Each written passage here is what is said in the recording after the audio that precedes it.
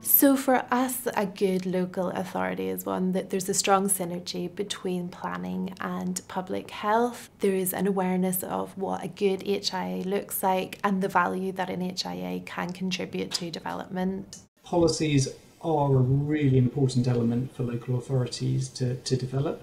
It's very much about deciding what, for the local context, that really means. I think a really good example of when health impact assessment has been particularly effective was a large community garden project for around 10,000 people. And this was a perfect opportunity for health impact assessment. We were brought in really early. The master plan was literally a blank bit of paper, and we were really able to build healthy place shaping into the project from the outset. Part of it was creating new housing, but it was also integrating this effectively with open spaces, with transport routes that really promoted active travel and public transport opportunities, with employment that wasn't just a single source of employment that might promote gentrification and bringing in people from outside the area, but was really about building a diversified local economy.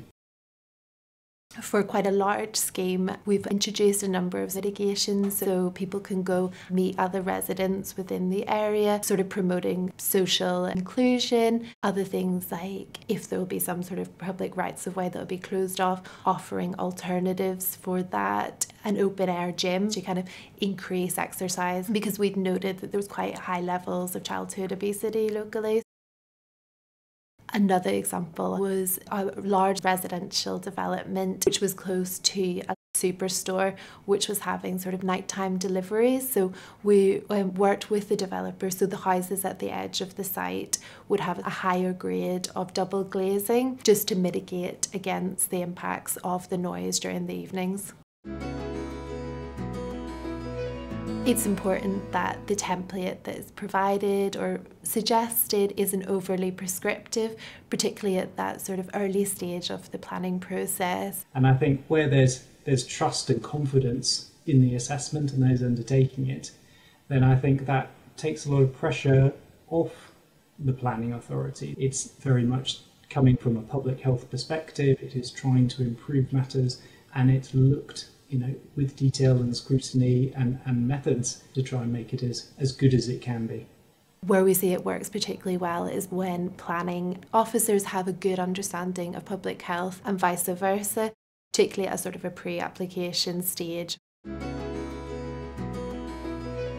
It's about saying, look, we want to put forward a development. It's by no means certain that it's going to be approved. We want to make the best case we can for our project. It's a very big, expensive project.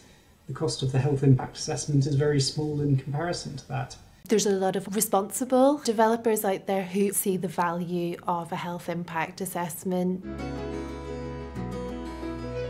What I would see is a community that's actually using its open spaces. It's got the right signage, it's got opportunities to grow food, to do DIY projects. It's got a real emphasis on using active travel. It's not just about having the cycle bays. I think I would notice subtle differences which actually all build together to be about a much happier, much healthier population that was in those developments.